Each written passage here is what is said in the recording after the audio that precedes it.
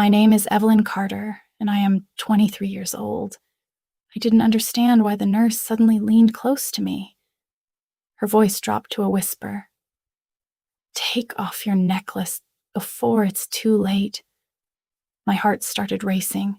I had no idea what she meant. Before I tell you what happened next, take a second to like, subscribe, and share this video, because what I found out that day almost cost me my life. This story didn't start there.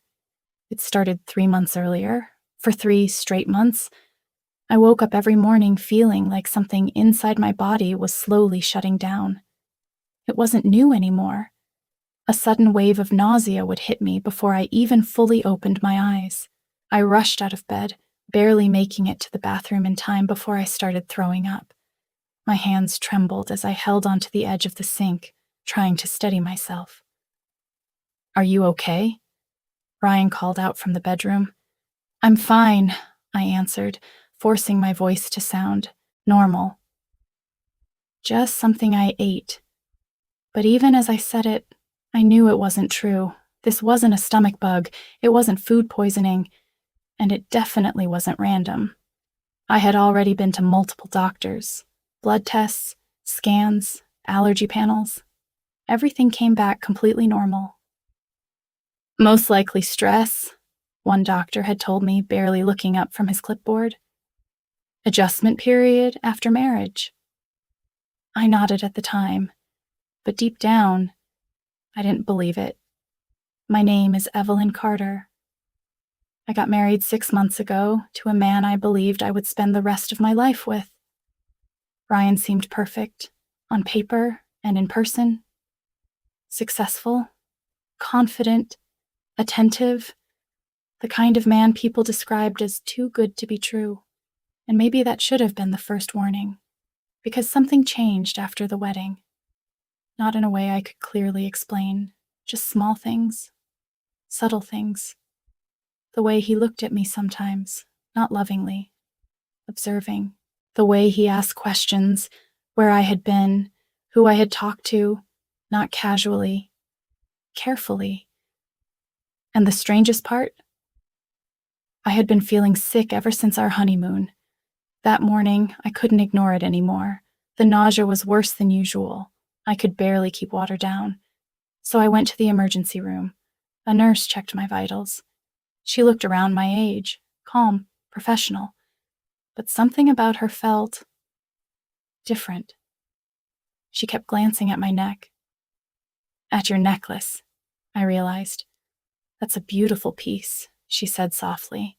I instinctively touched it, a thin gold chain with a small pendant. Ryan had given it to me on our wedding day.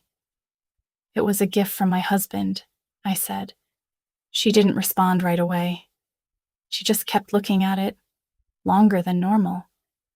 Then she leaned closer. Her voice dropped into a whisper. Take it off. I froze. What? Don't react, she said quickly. But I need you to trust me. My heart started beating faster. I don't understand. She glanced at the door, then back at me. That necklace, it's not normal. My stomach tightened. What do you mean? She pulled out her phone and typed something quickly. Then she turned the screen toward me. A news article. A woman poisoned through jewelry. My blood went cold. I can't explain everything here, she said quietly, but I've seen something like this before. In training, hollow jewelry can be used to carry substances, slow-release toxins. I stared at the necklace resting against my skin. You think my husband? I think you should take it off, she interrupted softly. Get it tested, but don't let him know you're suspicious. Then she straightened up quickly as someone walked past. The doctor will be with you shortly, she said in a normal tone.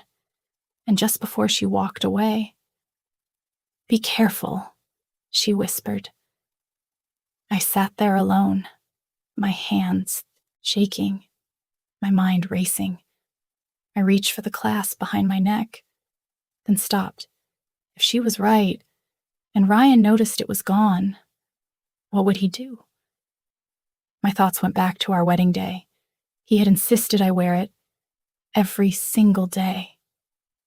"Promise me you'll never take it off," he had said, fastening it himself. "It means everything to me."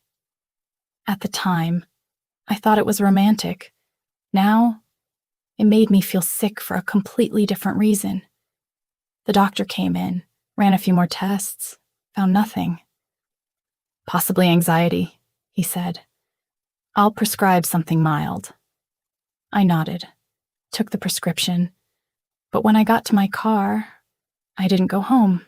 Instead, I drove across town, to a small jewelry shop I had never been to before. "Can you take a look at this?" I asked the owner. "Tell me if there's anything unusual about it." He was an older man, experienced, careful. He examined the necklace under a magnifying glass, and slowly, his expression changed. "Where did you get this?" "My husband," I replied. He looked directly at me. "Don't wear this again." My chest tightened. "Why?" He pointed to a tiny seam along the pendant. "This opens." He adjusted it slightly. "It's designed to hold something inside," he said, "and there's residue here." My stomach dropped. Something has been leaking. I felt like the ground had disappeared beneath me. "Can you tell what it is?" I asked. "I'm not a chemist," he said, "but I've been doing this for decades. This wasn't made like this. Someone altered it." He placed it carefully on the counter. "You need to have this tested professionally." I stared at the necklace, the one I had worn every single day, the one Ryan had placed around my neck himself. "Don't tell anyone you came here," he added quietly, "and be careful who you trust." I drove home in silence. Ryan's car was already in the driveway. He was home early. My hand instinctively went to my neck, bare. I had left the necklace at the shop. I needed an excuse. Fast. I stepped inside. Ryan was in the kitchen, cooking. He smiled when he saw me. "How was the doctor?" "Fine," I said. "Nothing serious." He walked over, kissed my forehead, then his eyes dropped. To my neck, his smile disappeared. "Where's your necklace?" My heart started pounding. "The clasp broke," I said quickly, "at the hospital. I didn't notice until I got to my car. I think I lost it somewhere." His jaw tightened. "You lost it." "I'll go back tomorrow and check," I said. "I'm sure it's there." He stared at me for a long moment. "That necklace was important to me," he said quietly. "I know. I'm sorry." He turned back to the stove, but his shoulders were tense. "We'll find it," he said. That night, he barely spoke to me. I pretended to sleep, but I was watching him, waiting. That night, I didn't actually sleep. I kept my eyes closed, my breathing slow and steady, pretending. But my mind was wide awake. Around 2 a.m., Ryan shifted beside me, then quietly, he got out of bed. I stayed completely still. A few seconds later, I heard his footsteps moving downstairs, then his voice, low at first, then sharper. "I don't care what it costs," he said. Pause. "Just find it." My chest tightened. He wasn't worried. He wasn't upset. He was desperate. "Find it," he repeated, louder this time. I could hear him pacing, back and forth, for almost 20 minutes, then silence. A few minutes later, he came back upstairs. I didn't move, didn't react. He lay down beside me, but I could feel it. He wasn't asleep. He was watching me, even in the dark. I could feel it. The next morning, something was different. For the first time in 3 months, I didn't feel sick. No nausea, no dizziness, no weakness, nothing. I stood in the kitchen, holding a glass of water, waiting for the familiar wave to hit. It never came. Ryan noticed too. "You look better," he said, watching me closely.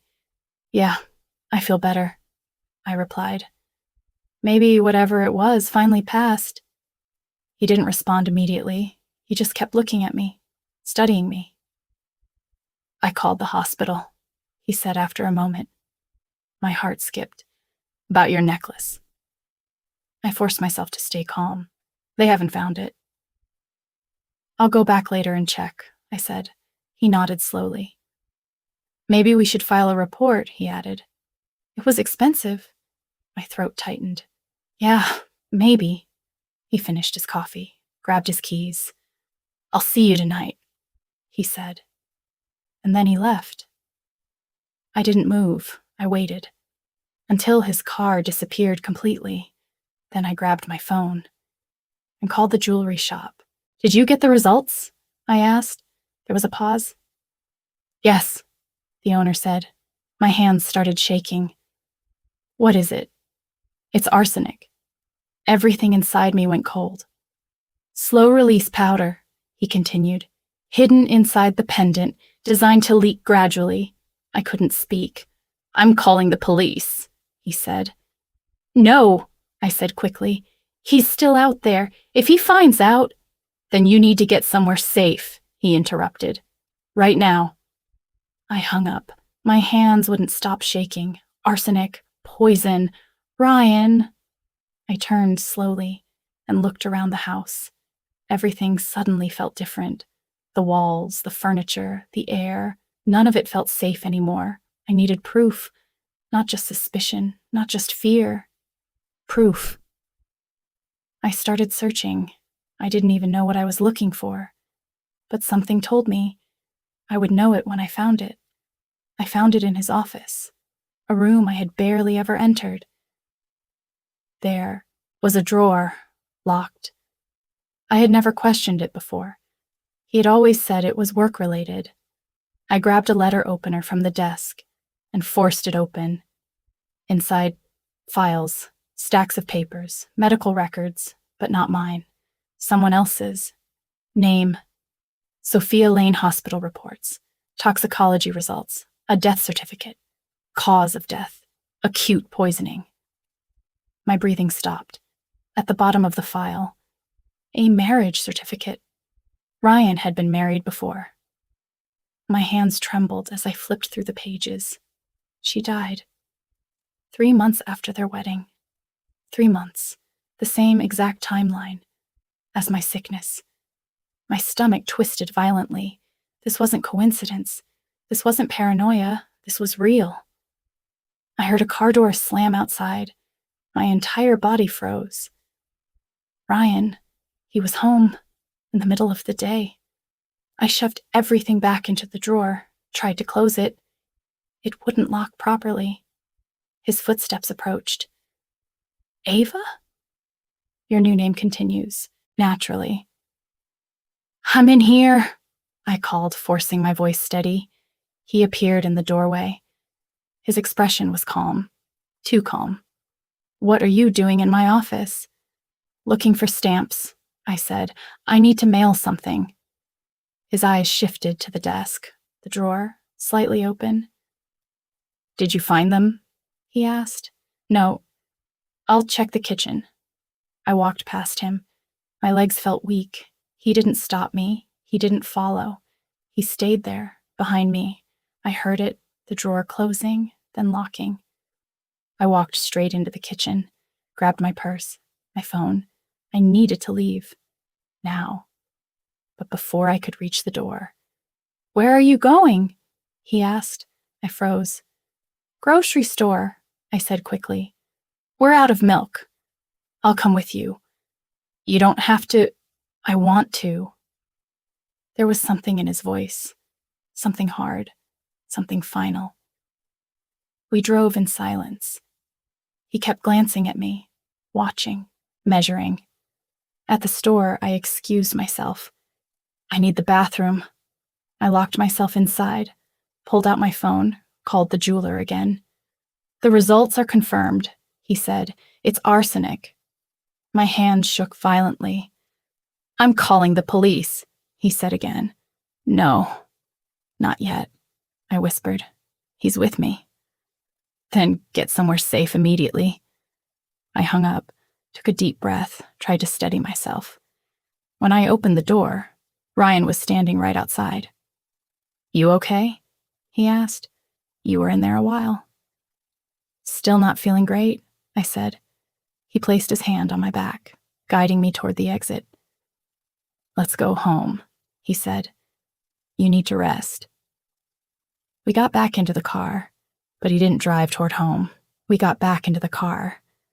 But Ryan didn't turn toward home. My stomach tightened. Where are we going? I asked. Somewhere quiet, he said, so we can talk. A cold feeling settled in my chest. About what? I asked carefully. He glanced at me. About what you found in my office. Everything inside me froze. I don't know what you mean, I said. Don't lie to me, he replied. His voice was calm, but there was something underneath it, something dangerous. He turned onto a narrow road. Trees surrounded us. No houses, no cars, just silence. You've been different, he continued. Since yesterday. He glanced at me again. Since you lost the necklace. My heart started racing. I told you. You're lying, he cut in. I checked the security footage. My blood turned to ice. You left the hospital wearing it? My hands trembled. You drove to a jewelry store. I couldn't breathe. You didn't leave with it. He had been watching me, tracking me. I was getting it repaired, I said quickly. The clasp was loose. I wanted to surprise you. He laughed, a cold, empty sound. You're not a good liar, he said. He turned onto a dirt road, even deeper into isolation. Then he stopped the car. The engine went silent. He turned slowly and looked directly at me. Miranda wasn't a good liar either. My heart stopped. Who's Miranda? I whispered. My first wife, he said calmly, the one who got suspicious. My throat went dry. You killed her. I made her comfortable, he corrected. His tone didn't change, not even slightly. She got weaker over time, he continued. Then she fell asleep. I felt sick. Why? I asked.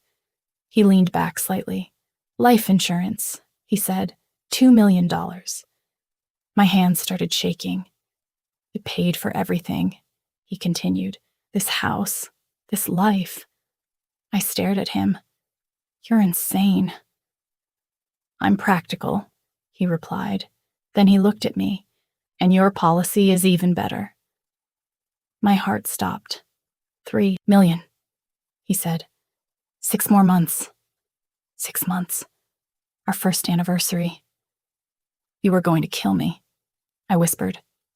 I am going to kill you, he said. My entire body went cold. Just not with the necklace anymore. He reached into the glove compartment and pulled something out. A syringe. This is faster, he said. My breathing became uneven. Untraceable, he continued. You'll have a heart attack. Young women have them sometimes. Tragic. Unexpected. He moved toward me, and in that moment, I did the only thing I could think of. I screamed and pressed the small button in my pocket, the one the nurse had slipped into my hand. Emergency alert, connected directly to the police.